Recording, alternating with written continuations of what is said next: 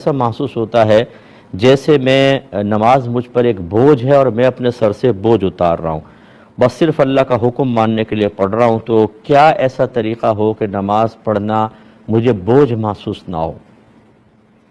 دیکھیں، مسئلہ یہ ہوتا ہے کہ ایک ماحول کریٹ کرنا اپنے اطراف میں اور اپنے باطن کے اندر انتہائی ضروری ہے۔ اسی کے بعد پھر ہمیں عبادت کا خشوع و خضوع، لذت اور مزہ حاصل ہوتا ہے۔ وہ ماحول کیا ہے؟ سب سے پہلے تو علم دین، کہ نماز ہے کیا، اس کی اہمیت کیا ہے، یہ آپ اچھی طریقے سے سیکھیں کہ نماز کا کتنا حکم ہے۔ تقریباً 700 مقامات پر قرآن پاک میں نماز کا ارشاد فرمایا گیا، ذکر کیا گیا۔ اس کے علاوہ نماز کا حکم دیا گیا، یہاں تک اللہ نے فرمایا کہ وَأْمُرْ أَهْلَكَ بِالصَّلَاةِ وَاصْطَبِرْ عَلَيْهَا، خود گھر والوں کو نماز کا حکم دو، خود بھی اس پر ثابت قدم رہو۔ نبی کریم نے فرمایا بچہ 7 برس کا ہو جائے تو نماز کا حکم دو، 10 برس کا ہو جائے تو مار کر نماز پڑھاؤ۔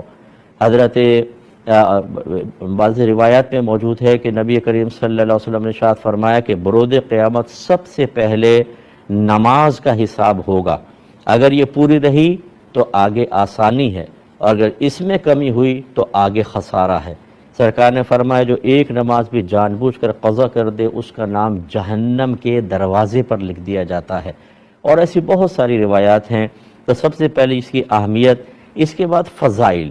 جب ہم فضیلت سنتے ہیں کہ میں نماز پڑھوں گا تو مجھے کیا کیا فائدے ہوں گے، جنت میں کتنے درجات، آخرت میں کیا کیا انعام ہوگا، تو اس سے بھی ایک شوق بیدار ہوتا ہے۔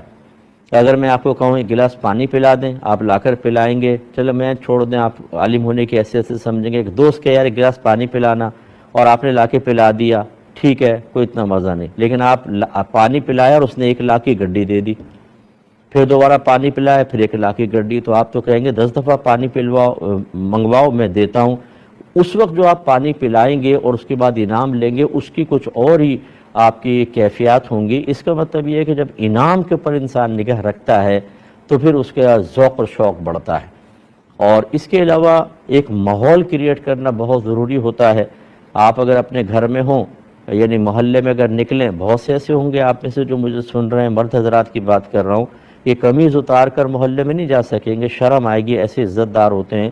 لیکن جب آپ مکہ شریف جاتے ہیں، حج میں، عمرے میں، وہاں احرام پہنا ہوتا ہے، تو میں نے کتنے لوگوں کو دیکھا ہے وضو کرتے ہوئے احرام اوپر والی چادر اتار کے رکھ دیتے ہیں اور آرام سے کر رہے ہوتے ہیں۔ کیوں؟ ایک ماحول بن گیا ہوتا ہے۔ جب آدمی اس ماحول میں رچ بس جاتا ہے تو پھر بہت ساری چیزیں کو چھوڑ کر اسی ماحول کے مطابق اپنی طبیعت کو پاتا ہے۔ تو آپ کو بھی ایک ایسے ماحول کی ضرورت ہے جس میں نماز کی اہمیت بہت ہی زیادہ ہو۔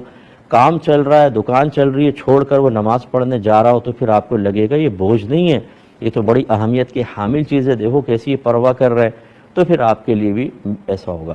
تو خلاصہ کلام یہ ہے کہ نماز کی فضیلتیں وغیرہ دیکھیں اور آخرت پہ بھرپور توجہ رکھیں، اس نماز کے انعامات پر غور و تفکر کریں تو انشاءاللہ آہستہ آہستہ بہتر ہوگا۔ لیکن یہ ایک بات میں عرض کر دوں، نماز چاہے بوجھ محسوس ہو چاہے غیر بوجھ، ادائیگی کرتے رہیے گا۔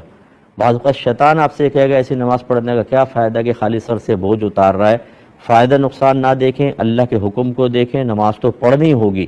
ہاں، کیفیات کو بدلنا بہت اچھا ہے، لیکن جب تک کیفیات نہ بدلیں نماز پڑھنا ہرگز مت چھوڑیے۔ یاد رکھیے گا جب آپ کسی امام کے پیچھے نماز پڑھتے ہیں تو امام کی اقتداء اور اتباع واجب ہوتی ہے، اور یہ بعض اوقات فرض ہوتی ہے، بعض اوقات واجب کے درجے میں ہوتی ہے۔ مثال کے طور پہ تکبیر تحریمہ، اس میں یہ چیز فرض ہے کہ جب تک امام کی تکبیر میں اللہ اکبر کا رے ختم نہ ہو، آپ کی تکبیر کا رے ختم نہیں ہونا چاہیے۔ اگر آپ نے پہلے ختم کر لیا تو آپ کی نماز ہی نہیں ہوگی۔ جیسے بعض امام لمبی تکبیر لگاتے ہیں اللہ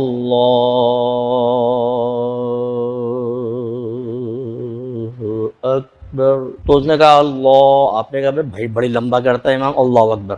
آپ نے کہا نوجوان اکثر سرکش ہوتے ہیں، وہ کہتے ہیں جلدی کرو امام صاحب، اتنا سلو اسپیڈ میں چل رہے ہیں۔ اور آپ نے پہلے اللہ اکبر کہی، امام کی اکبر بعد میں ختم ہوئی، آپ کی نماز ہی نہیں ہوگی، ٹھیک ہے؟ اس لیے آپ کی تکبیر امام کی تکبیر کے بعد ہونی چاہیے۔ باقی تمام معاملات کے اندر واجب کا سا درجہ ہے، یعنی اگر آپ نے جلدی کر لیا تو آپ گناہگار ضرور ہوں گے لیکن نماز ہو جائے گی۔ مثلا امام رکوع میں نہیں گئے، آپ جلدی پہلے چلے گئے، جیسے بات سلو کمزور امام ہے، آرام سے جا رہے ہیں، آپ جلدی سے چلے گئے، پھر امام بھی آ جاتے ہیں، شامل ہو جاتے ہیں، اس سے رکوع تو ہو جائے گا لیکن جلدی کرنے کی وجہ سے گناہگار ہوں گے۔ ایسی سجدے میں اٹھتے ہوئے اور سجدے میں جاتے ہوئے امام صاحب کا انتظار کرنا ہوتا ہے، اس کا تھوڑا سا خیال رکھیے گا۔